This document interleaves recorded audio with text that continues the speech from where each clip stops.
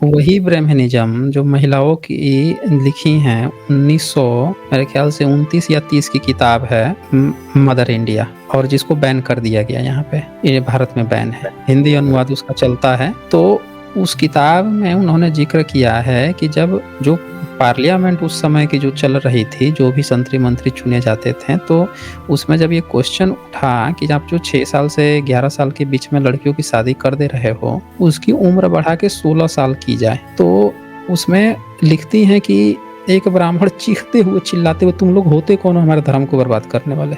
ऋग्वेद का नाम पहली बार कब आया? ऋ की ध्वनि कब आई? साथियों, री देवनागरी लिपि का अर्ध स्वर है जो बाकी किसी लिपि में नहीं पाई जाती।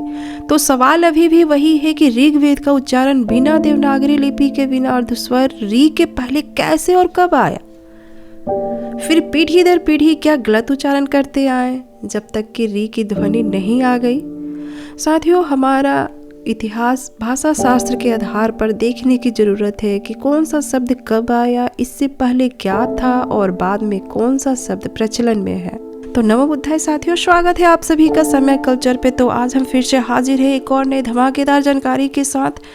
तो चैनल पर नया है तो चैनल को सब्सक्राइब जरूर करें, साथ ही साथ बेल आइकन बटन को भी प्रेस करें जिससे आने वाले वीडियो का नोटिफिकेशन सबसे पहले आप तक पहुँचे। तो साथियों, आगे मूव ऑन करते हुए एसजी सर का बहुत ही खास और जानकारी से भरपूर डिबेट देखते हैं।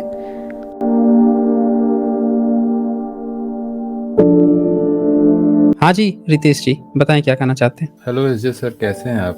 नमस्ते आप। हाँ जी नमस्ते जी, बताइए।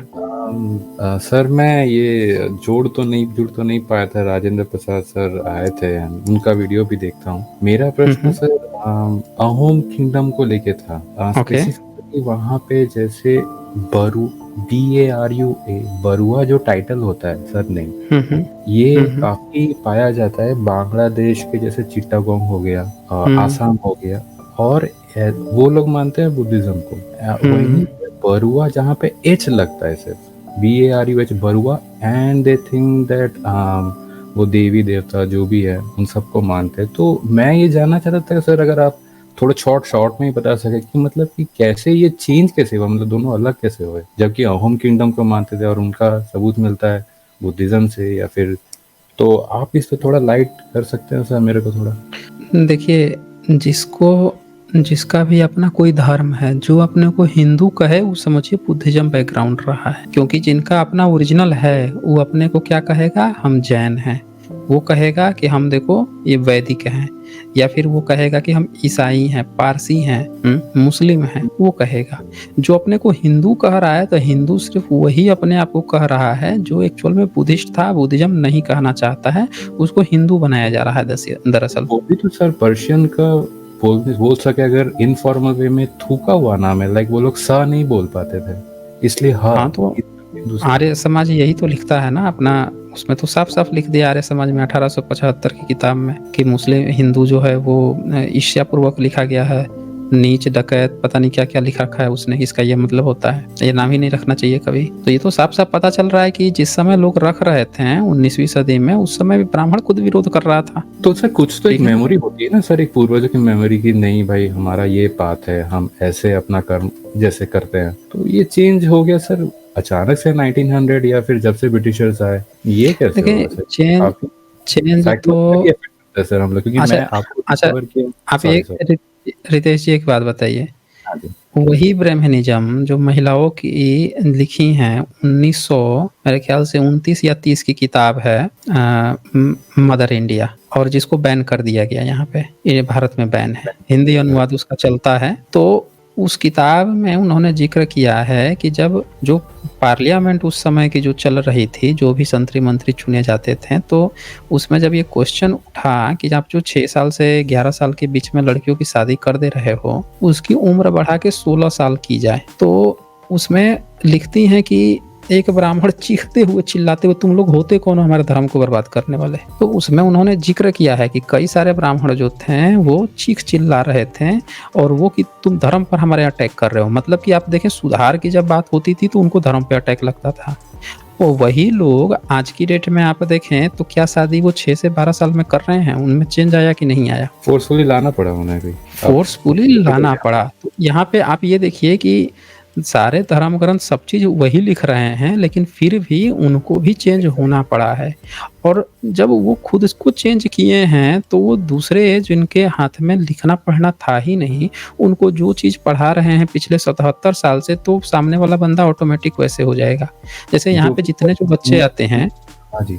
हाँ, यहाँ पे जितने बच्चे आते हैं उनका क्या कहना होता है कि भाई एनसीईआरटी में ये लिखा है, विकिपीडिया में ये लिखा है, उसने वो कह दिया है। मैंने भी फिर वही पढ़ा, इसलिए तो मैं जब आपको डिस्कवर किया मैं सोच रहा हूँ मैंने क्या कचरा पढ़ा है।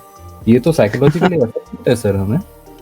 हाँ, तो बस यही चीज़ है ना यहाँ पे, यही चीज़ है। बस किसी ने कह दिया, किसी ने लिख दिया, तो उसी को वो रेफ़रेंस मान लेते हैं। लोगों के समय इस समय मतलब पिछले 77 साल में Bahujan Samaj, SC, ST, OBC में ज्ञान की इतनी कमी थी कि बस कोई एक आदमी ना इस शब्द को कह दे, एक बार बस कह दे, उसी से खुश हो जाते थे कि यही हमारा इतिहास है।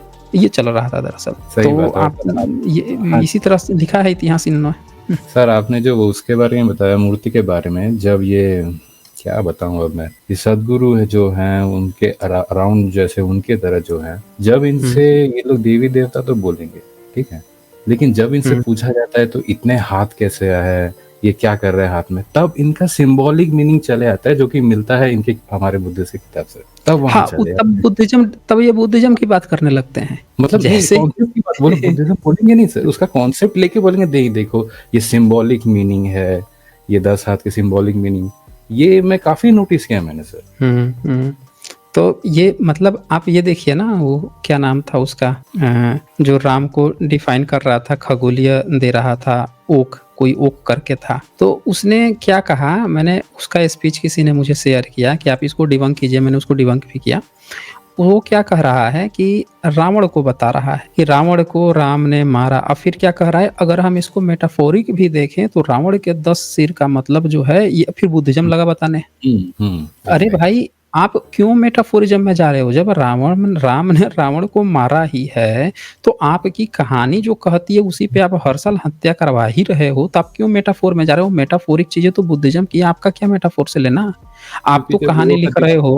लॉजिकल क्वेश्चन पूछे तब उनका आ जाता है वहीं पे, अब वही हाँ, किताब है, वो तुरंत वहाँ पे बुद्धिज्म की तरह डिफाइन करने लगेंगे।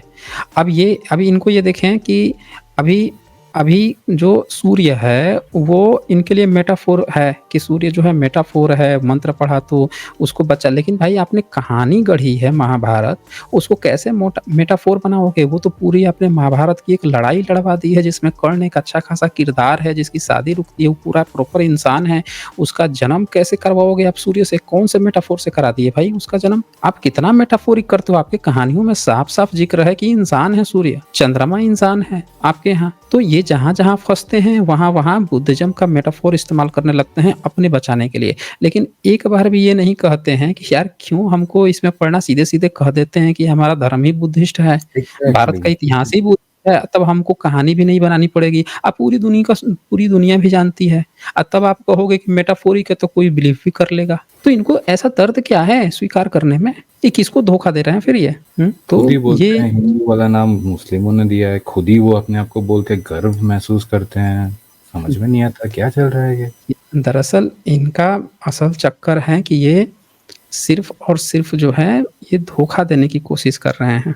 ये ना जातीय वर्चस्व बना रहे, ठीक है? जातीय वर्चस्व बना रहे, इसलिए ये लोग ऐसा कर रहे हैं।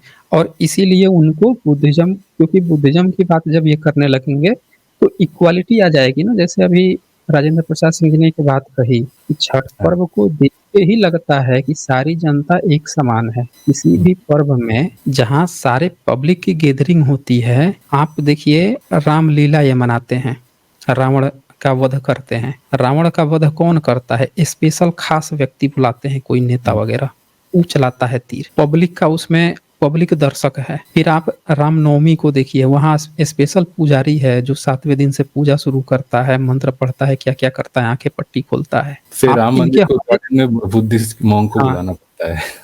अच्छा नहीं, राम मंदिर में भी इनका अपना एक पुजारी है, यज्ञ हवन जो भी कर रहा है। तो इनमें से कहीं भी इनके किसी पर्व त्योहार में इक्वालिटी नहीं है, लेकिन छठ ही एकमात्र ऐसा पर्व है जहाँ पे हर घर का बंदा-बंदी, महिलाएँ, पुरुष जाके एक समान भाव से आ रही हैं। यहाँ पे ये नहीं है कि ये काम जो है ब्राह्मण स्पेशल ही करेगा। हर घर परिवार बराबरी, इक्वालिटी आ रही है। तो उन्होंने कहा कि असली साम्यवाद, डेमोक्रेसी जो है इसमें दिख रहा है। यानी कि सीधी-सी बात है बुद्धिस्ट का ही है। क्योंकि इनका धर्म अप्लाई जहाँ हो गया वहाँ भेदभाव आएगा ना सबसे पहला, कि नहीं पुरोहित ही ये काम करेगा, वो बड़ा है, पुरोहितगिरी आ जाएगी ना ये। तो ये चीज़ हम लोगों को यहाँ पे ध्यान देने की ज़रूरत है। ठीक है फिर रितेश जी। हाँ, हाँ जी okay. Sir, thank you sir, मिलके बहुत अच्छा लगा एंड बहुत अच्छा काम करा। आपको डिस्कवर किया सर 2-3 महीने पहले। आप ऐसे ही करते रहिए एंड बने रहेंगे सर, सपोर्ट बना हाँ रहेगा। जी, थैंक यू। Okay, okay. शुक्रिया, शुक्रिया। तो उम्मीद करती हूँ कि आज के वीडियो भी जानकारी से भरपूर रहा होगा। तो वीडियो को लाइक करें, आगे फॉरवर्ड करें, ऐसे ही अपना प्यार बनाए रखें। मिलते हैं एक और नए धमाकेदार जानकारियों के साथ। नमो बुद्धाय।